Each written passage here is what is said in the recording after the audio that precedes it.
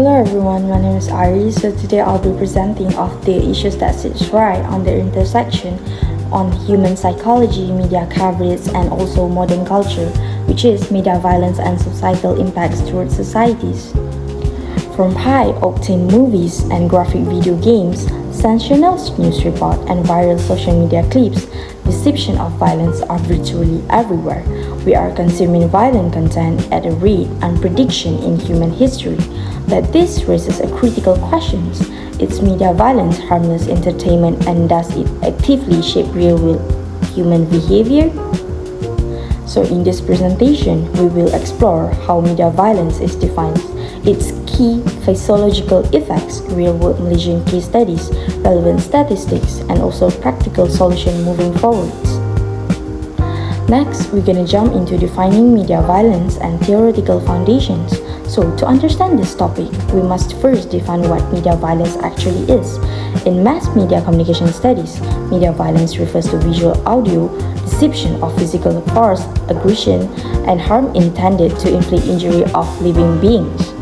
Media theorists have studied this phenomenon for decades. According to Albert Bandura's famous social learning theory, individuals, especially children, learn behaviors by observing by models others what people see on a screen, particularly when those are rewarded and glamorized, they are more likely to copy this behavior. Furthermore, George Gardner's cultivation theory suggests that long-term exposure to media shapes how we perceive reality. Heavily exposed viewers begin to view the real world as far more dangerous, hostile than it actually is, a phenomenon known as mean world syndrome.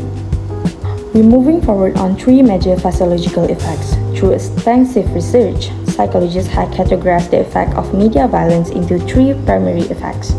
So first, desensitizations, continuous exposure to graphic scenes, reduce emotional and psychological pain, reactivity pain, viewers gradually become numb real-world suffering and violence.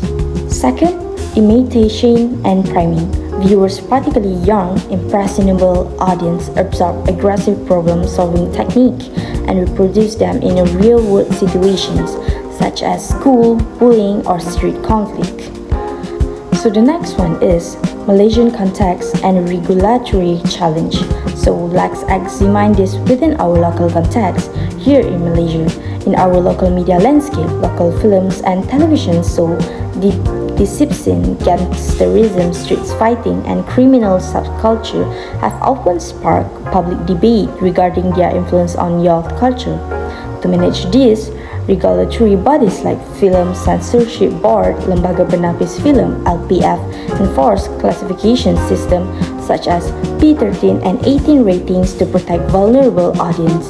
However, we face a modern challenge: the rise of international OTT streaming platform, social media, and online gaming servers. Today, youth can bypass. They can bypass traditional censorship with just few clicks, making regulatory enforcement far way more complex than ever before. So the last one is, we're gonna jump into the solution and also the conclusion. So what is path forward? Total censorship is neither realistic or completely effective in digital age. Instead, the solution relies on three key pillars.